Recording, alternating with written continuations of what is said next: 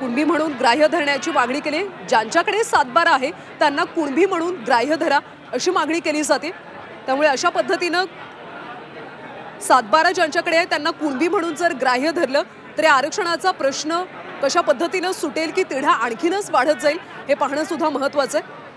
कुणबी प्रमाणपत्र दिल्यास ओबीसी आरक्षणाचा लाभ मिळतो आणि त्यामुळे ज्यांच्याकडे सातबारा आहे त्यांना कुणबी म्हणून ग्राह्य धरा अशी मागणी काही आमदारांकडून केली जाते।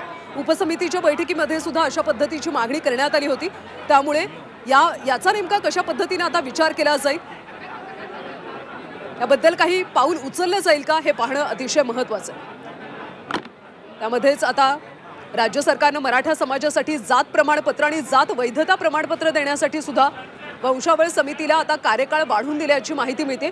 30 जून 2026 पर्यंत या समितीचा कार्यकाळ वाढवण्यात आलाय। ही समिती कुणबी आणि मराठा कुणबी जातीतल्या पात्र व्यक्तींच्या पात्रतेची चाचणी घेते।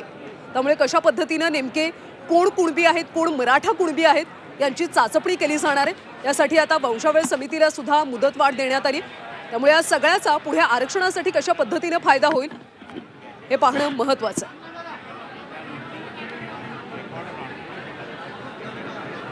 सरकारच्या उपसमितीची बैठक झाली होती। या बैठकीमध्ये सुद्धा अनेक मागण्यांचा सारासार विचार करण्यात आला होता। ज्यांच्याकडे सातबारा आहे त्यांना कुणबी म्हणून ग्राह्य धरा अशी एक प्रकारे मागणी करण्यात आली होती।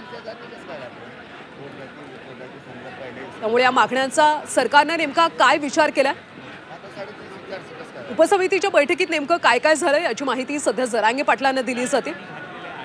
माजी न्यायमूर्ती सुनील शिंदे, कोकण विभागीय आयुक्त आणि उपसमितीचे सदस्य सुद्धा या ठिकाणी आता दाखल झाले। या सगळ्या चर्चेनंतर मनोज जरांगे पाटील नेमकं काय बोलतील, कशा पद्धतीने चर्चा झाली, चर्चेचे तपशील नेमके काय आहेत हे सगळं पाहणं आता महत्त्वाचं आहे। सध्या सरकारकडून सुद्धा हालचाली वाढल्याचं पाहायला मिळतं। कारण राज्य सरकारने आता मराठा समाजासाठी जात प्रमाणपत्र आणि जात वैधता प्रमाणपत्र देण्यासाठी सुद्धा कार्यकाळ वाढवून दिल्याची माहिती आहे। 30 जून 2026 पर्यंत वंशावळ समितीचा कार्यकाळ आता वाढवण्यात आलाय।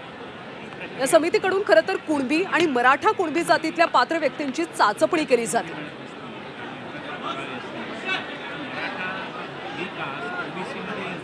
त्यामुळे महाराष्ट्रातल्या मराठवाडा, विदर्भ या ठिकाणी नेमके किती कुणबी आहेत, त्यांना कुणबी जात प्रमाणपत्र मिळालंय का, या सगळ्याची चाचपणी सध्या केली जाते।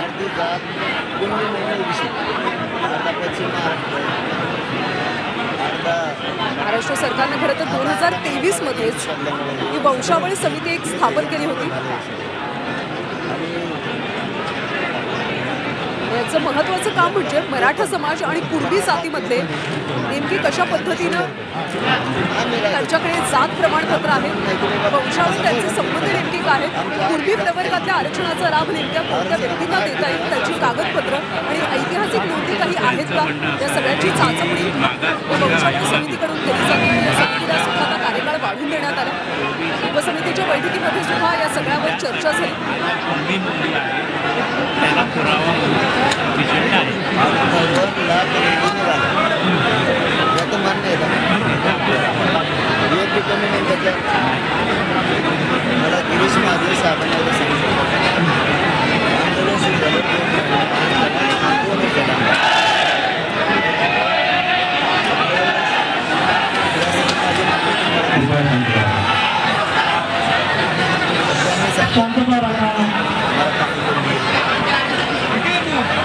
त्याच्यासाठी आधार कायदे पाहिजे, आधार पाहिजे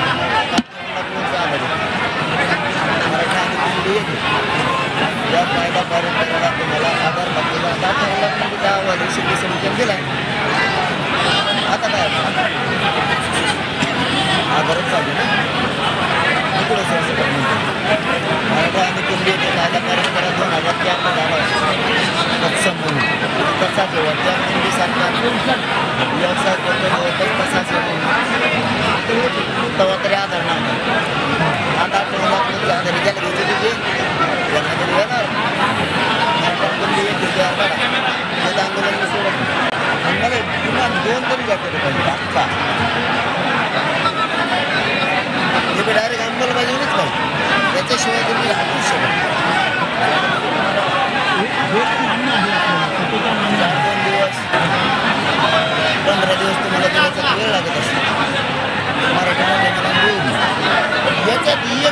सुद्धा वेळ देत नाही मी तर मेलं तरी आहे ते अंमलबजावणीच पाहिजे त्याचा नियमामध्ये घालण्यासाठी कालावधी लागतो. काय काय नियम करायचं ते नियम याची जी प्रक्रिया आहे अरे बाबा मराठवाड्यातला मराठा दिल्ली आहे तेवढा नोंदीचा आधार आहे सातारा संस्थांचं काय देते तेवढा आधार आहे गरजेचं नाही लागत नोंदी असून लागते सगळ्या सोयऱ्याला लावला होता 6 महिने पण नाही त्याच्या बाबतीत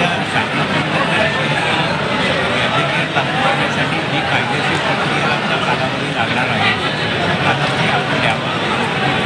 नाही त्याला एक दिवस नाही तुम्हाला मला आठवलं कायदे मान्य करायचे नाही मला 23 पुरावे जसं केलं 23 पुरावे ॲड केले ना आपण 23 पुरावे आपण ॲड केले मागे 58 लाख आपल्याला मिळाले बरोबर आहे तसं आपण याच्यासाठी सुद्धा कुठले पुरावे हे करायचे काय पद्धत असावी गॅजेट कसं लागू करायचे याच्या संदर्भामध्ये काय पद्धत असेल गाव न्याय लोकसंख्या दिली नाही तालुका जिल्हा न्याय दिले तेवढंच मराठी त्या टायमाला ते गेलं कुठं कुंडी आपण पासपोर्ट द्यायचे असतील ना समजा आता गॅजेटवरमध्ये एखाद्या जिल्ह्याची किती असेल संभाजीनगरमध्ये त्या काही किती होते तरी अंदाजे एखादा अंदाजे असं सांगता मला वाटतं संभाजीनगरला तुम्ही घरा 1,23,000 रुपये 1,23,000 तिथं होते 1,23,000 मराठी मराठीने कुंडी त्या सगळ्या मराठी हे 1,23,000 समजा बीडमध्ये त्या काळी ते कुंडी गेले कुठे आता 1,23,000 पाच पोरं झाला पासपोर्ट द्यायचे 5 लाख तर मराठी बीडमध्ये असते कुंडी गेले कुठे हे म्हणून जालना 97,000 मराठी कुंडी आहेत त्यावेळेस 97 पाच एका पोरं झालं असं तिथे 12 13 होती ती एका आता 2 येतं पण तवा तरी किती द्या 4,45,000 तर होते त्याचं पासपोर्ट ती कुंडी कुठे गेली म्हणून गॅजेट आहे आमच्याकडे तुम्ही ते दोन्ही गॅजेट काही प्रक्रिया आहे काही प्रक्रिया नाही मग सगळ्या स्वारीची प्रक्रियाच काय झाली या प्रक्रियेमध्ये आम्हाला लागणार असेल नाही तर नियम बनवता येणार नाही मराठवाड्यातला मराठा कुंडी आहे याच्या आधारे संपला विषय काय करता दुसरं तुम्ही अभ्यास केला 13 महिन्यापासून हे सरकारचा आभार धावण्याचं आहे तुम्ही अभ्यास केला सगळं झालं तुम्हाला जर ते म्हणले त्याचे आवाज देऊन टाका किंवा आम्हाला मराठवाडा सातारा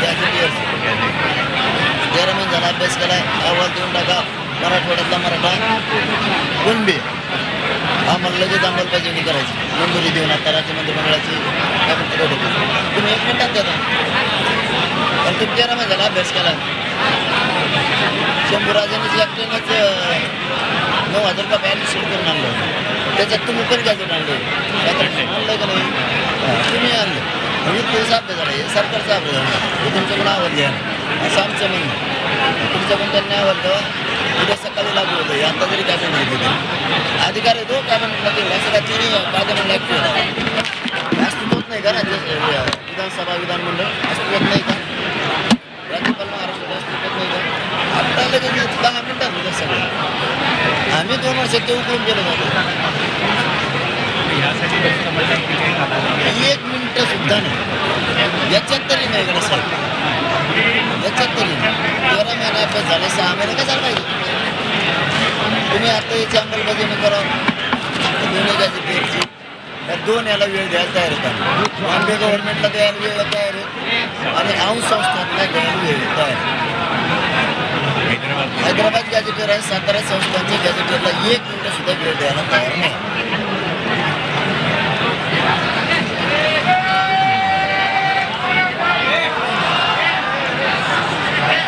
वाचून झालंय सगळी प्रक्रिया झाली पुरावे वगैरे उडत नाही हे उडत नसतं दुसरं तरी एखादं उडत नसतं कायदेशीर रस्ता आहे कसं उडत सातारा संस्थांचा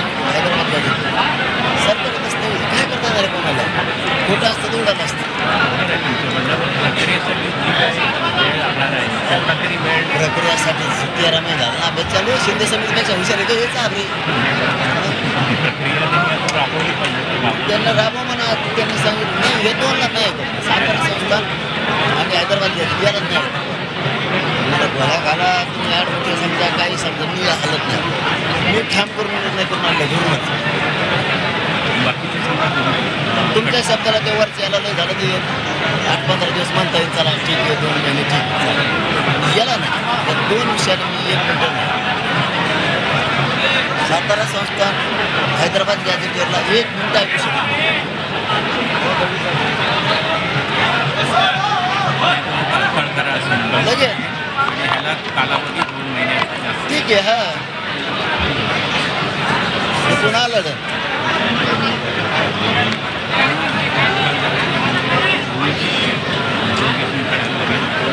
ॲड करा.